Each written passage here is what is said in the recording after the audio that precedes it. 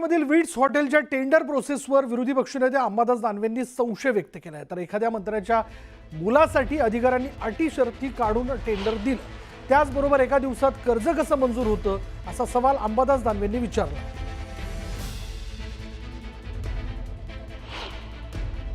सामाजिक न्यायमंत्री संजय शिरसाट यांच्या मुलाने विट्स या हॉटेलमध्ये गुंतवणूक केल्यानंतर विरोधी पक्षांचे नेते अंबादास दानवे यांनी त्यांच्यावरती आरोप केलेले आहेत। आपल्या सोबत आहे ते नेमकं काय म्हणायचं आपण हे त्यांच्याकडे जाणूया। काय नेमकं म्हणायचं तुम्हाला? नाही, मी या टेंडर प्रोसेसवर ऑब्जेक्शन घेतलेलं आहे। संजय शिरसाट जे राज्याचे सामाजिक न्याय विभागाचे मंत्री आहेत, यांचे जे चिरंजीव आहेत सिद्धांत शिरसाट यांनी एक टेंडर त्या ठिकाणी विट्स हॉटेल नावाचे हॉटेल आहे जुनी, जी महसूल विभागाच्या ताब्यात आहे आणि जिचं 2012ला व्हॅल्युएशन 120 कोटीच्या वर होतं, ती एक 65 का 67 कोटीमध्ये घेण्याचं टेंडर टाकलं आणि त्यांचं टेंडर त्या हिशोबाने पाहायला गेलं तर मेरिटमध्ये बसलं। पण ही सगळी टेंडर प्रोसेसच राजकीय दबावाखाली केली अशा प्रकारचा माझा आरोप आहे। नवे पुरावे माझ्याकडे, कारण सिद्धांत शिरसाट यांची जी कंपनी याच्यात 5 पार्टनर आहे असं संजय शिरसाट त्यांचे वडील यांनी सांगितलेले। अजून सिद्धांत शिरसाट त्याच्यावर कधी बोललेलाच नाही आणि हे 5 पार्टनर कोण आहे हे काही अजून आमच्या समोर आलेलं नाही।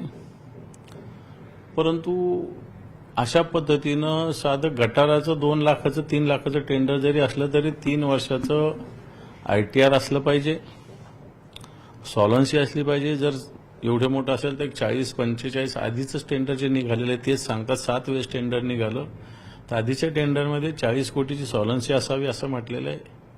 मागच्या 2-3 वर्षाचं फायनान्शियल टर्नओव्हर जवळपास 45 कोटी असावं असं म्हटलेलं आहे।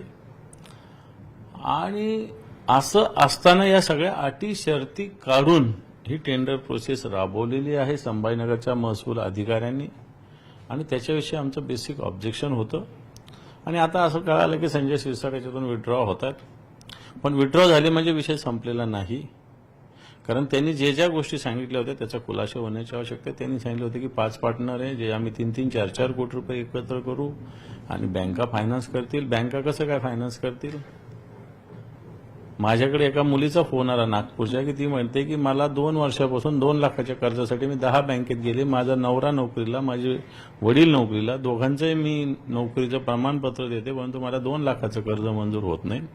आणि एकीकडे या मंत्र्याच्या मुलाचं आणि त्याच्या पार्टनरचं 40-50 कोटी रुपये कर्ज एका दिवसात बँका त्यांच्या घरी येतात।